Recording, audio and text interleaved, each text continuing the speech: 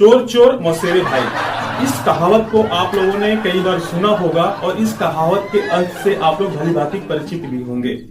पर क्या आप लोगों ने दो मौसेरे भाइयों को लड़ते हुए देखा है? अगर नहीं देखा है तो दिल्ली के इलेक्शन में आप लोग भली भांति देख सकते हैं। दिल्ली के इलेक्शन में कुछ ऐसे हो रहा है जैसे देख के प्रतीत हो रहा है कि दो मौसेरे भाइयों में लड़ाइयां हो रही हैं। जी, मैं बात कर रहा हूं आम आदमी पार्टी और कांग्रेस की।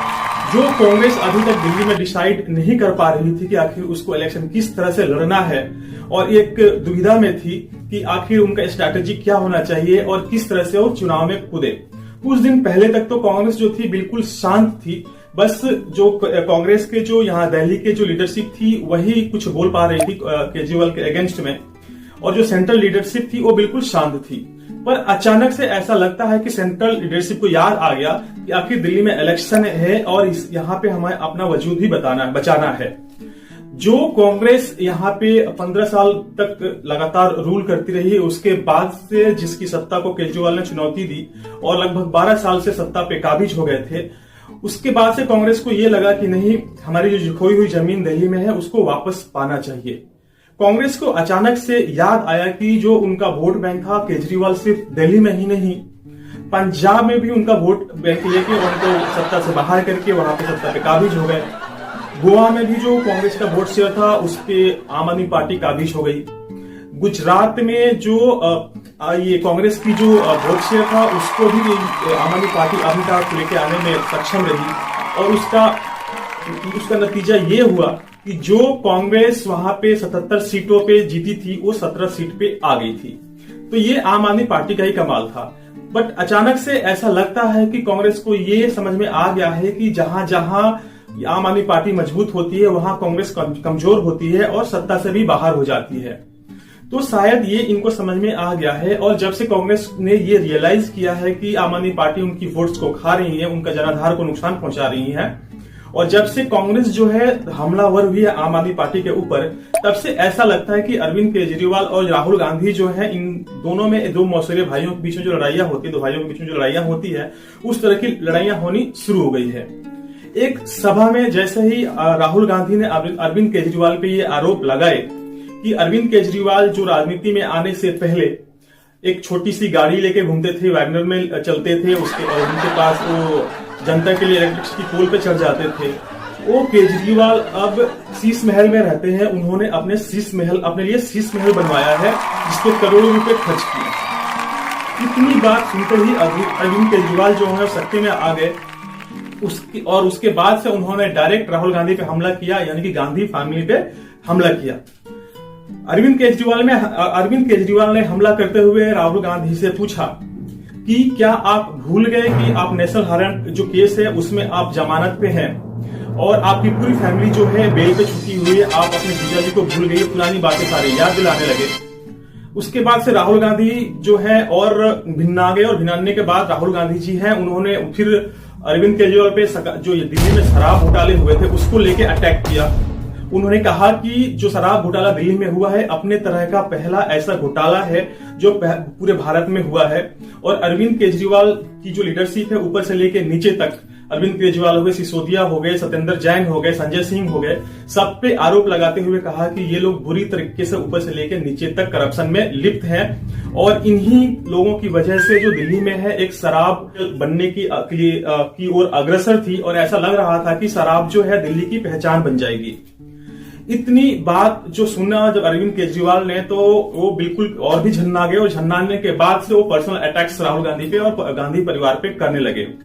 वो बताने लगे कि जो गांधी फैमिली है उसने कैसे करप्शन किए थे, उन्होंने कैसे कैसे करके सत्ता में जब थे तो मतलब लोगों के साथ दुर्व्यवहार किए थे, कैसे कैसे कारनामे किए थे। और इतना कुछ हो रहा था तभी जो प्रियंका गांधी है वो भी चुनाव में कूद गई दिल्ली में, और काफी सक्रिय दिख रही हैं, और अरविंद केजरीवाल पे जो है वो उनपे हमले करते जा रही हैं।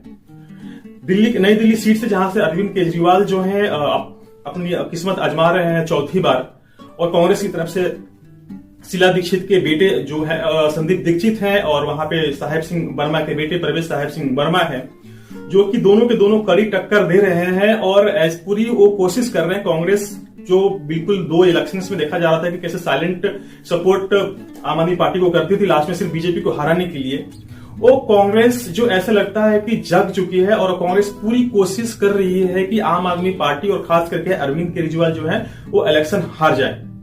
उन्हें इससे कोई फर्क नहीं पड़ता कि बीजेपी जीत जाएगी और बीजेपी अपनी सत्ता बनाने में सक्षम हो जाएगी अगर वो पूरी तरीके से इलेक्शन को लड़ते हैं दिल्ली में। तो अब जो कांग्रेस की जो लीडरशिप है वो यमुना नदी पे 7,000 रुपए खर्च किए जाने की मामले को भी आगे लेके आ रही है। वो कह रहे हैं कि अभी अरविंद केजरीवाल जो कहते थे कि मैं यमुना जी में जाके पानी पी लूंगा, वहां पे डुबकी लगाऊंगा, उस अरविंद केजरीवाल पे कांग्रेस ये आरोप लगा रही है कि 7,000 रुपए खर्च कर दिया आपने, बट यमुना की जो एक बूंद पानी भी साफ नहीं हुआ, आखिर 7,000 रुपए गए कहां। इसी क्वेश्चन को एक पत्रकार ने टीवी इंटरव्यू में जब अरविंद केजरीवाल से पूछा कि 7,000 रुपए कहां गए, जबकि यमुना जो है तस की तस मैली पड़ी हुई है और वो पहले से भी ज्यादा मैली हो गई है। इस पे अरविंद केजरीवाल का कहना था कि क्या पैसे मैं खा गया।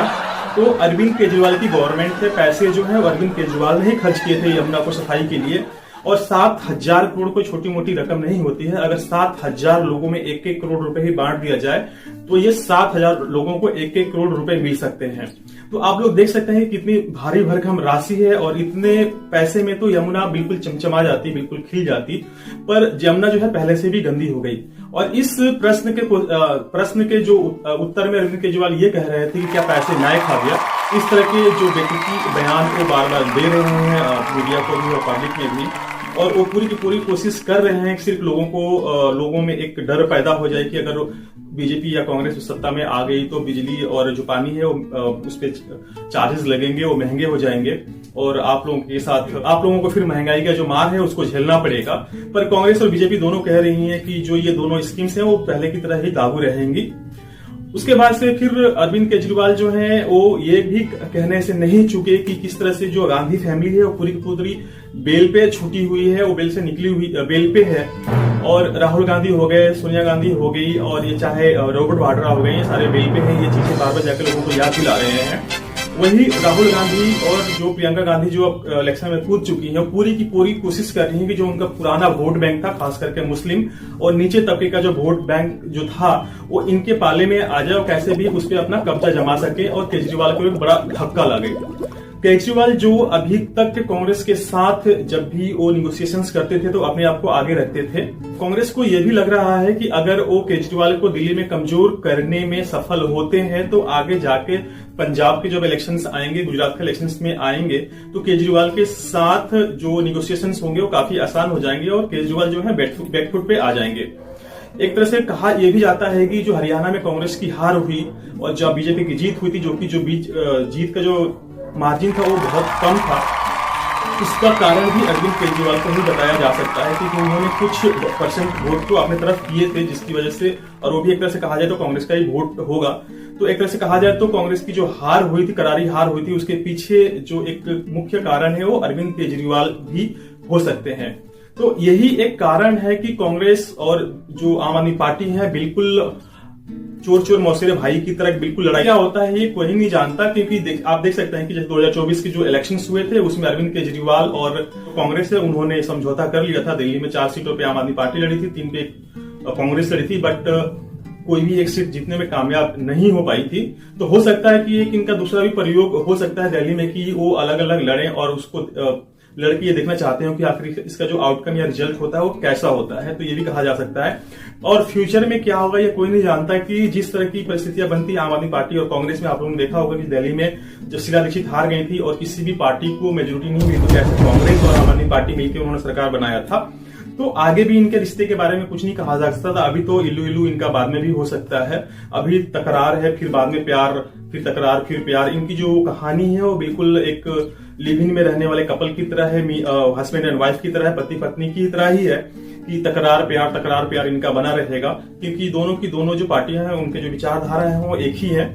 तो आगे ऐसा नहीं लगता कि आगे चल के भी फिर इस तरह की तकरार में बीच में बने रहेंगे क्योंकि 2024 में जब अरविंद केजरीवाल जेल गए थे तो यही कांग्रेस थी जो कह रही थी कि नहीं, अरविंद केजरीवाल के साथ गलत हुआ है, उन्हें जेल नहीं भेजना चाहिए था। और अब जब दिल्ली के इलेक्शन है 2025 के, तो वही जो कांग्रेस वो कह रही है कि जो केजरीवाल है वो भ्रष्टाचारी है, उन्होंने भ्रष्टाचार किया है। तो इस तरह की चीजें जो कांग्रेस और आम आदमी पार्टी में चलती रही इन दोनों के बीच, क्योंकि दोनों का जो सातिर है वो एक ही है।